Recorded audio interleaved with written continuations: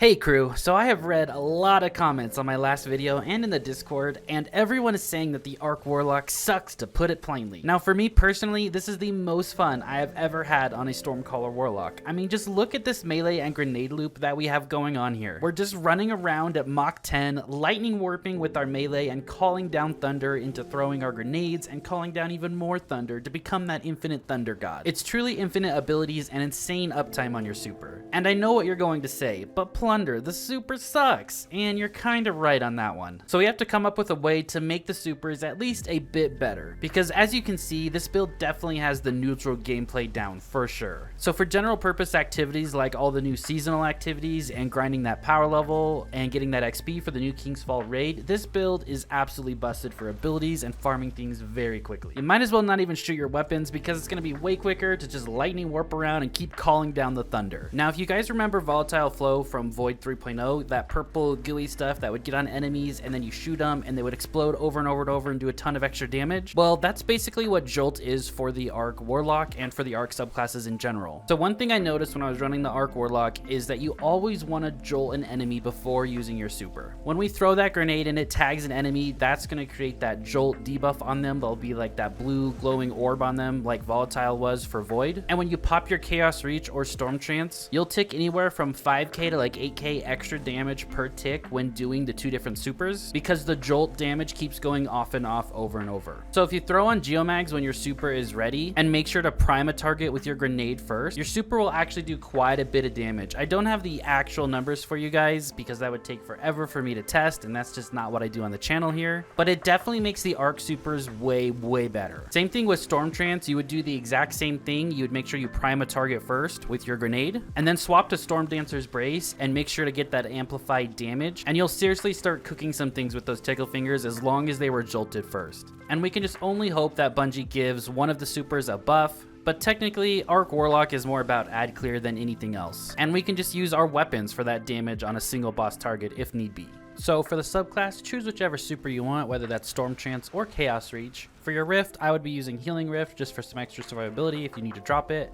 Then on your melee, it doesn't really matter, but I would be using Chain Lightning. It has a shorter cooldown time than the Ball Lightning by about 20 seconds, so that way you can loop your abilities back even quicker. Now for the important stuff, the grenade. I was using Storm Grenade. It's probably the best ad clear grenade that you can be using on the Warlock. Pulse Grenade does more damage, but has about a 15-second longer cooldown time, so the looping of it is a little longer. But if you want more damage to a single enemy target, Pulse Grenade would be my choice. If you want ad clear, Storm Grenade is my choice. For the aspects, you're going to be using Lightning Surge. While sliding, activate your charge melee ability to blink forward, calling down lightning strikes that jolt targets as you rematerialize. This is how you warp into this lightning ball, come out of it, call down lightning, and it's going to strike everything around. It's going to jolt, and that jolt is going to chain to other enemies. We're going to buff this damage with a mod to make it one-hit some higher health targets. Second aspect is Electrostatic Mind. Defeating targets with arc abilities or defeating jolted or blinded targets create an Ionic Trace. Collecting an Ionic Trace makes you amplified. You're always amplified with this build. I believe this build is the easiest one to keep amplification up very easily. And then as far as Ionic Traces go, you get 13% energy for all of your abilities when you collect one of them, which is great. And then we're getting it in so many different ways. When you kill something with your grenade or melee that we're looping over and over, that's an Ionic Trace. If you don't kill something, it's jolted, finish it off with a weapon, that's an Ionic Trace. Or if something's blinded, that's also creating an Ionic Trace. So a lot of different ways there. For the Fragments, again, we're using Spark of Resistance. While surrounded by combatants, you are more resistant to incoming damage. I believe this is a 25% damage reduction. We get a plus 10 strength out of it, and it's procced pretty much all the time. Spark of Shock, your arc grenades jolt targets, that way that we can get that chain lightning effect going on. We have Spark of Magnitude, your lingering arc grenades, lightning grenade, pulse grenade, and storm grenade have extended duration. I tested this with Storm Grenade, and it basically adds like just an extra second to it, but it is a little bit larger and does hit more enemies. And the last one is Spark of Beacons. While you are amplified, your arc special weapon final blows create a blinding explosion. We're always going to be amplified, so whatever special weapons we're using is going to be great.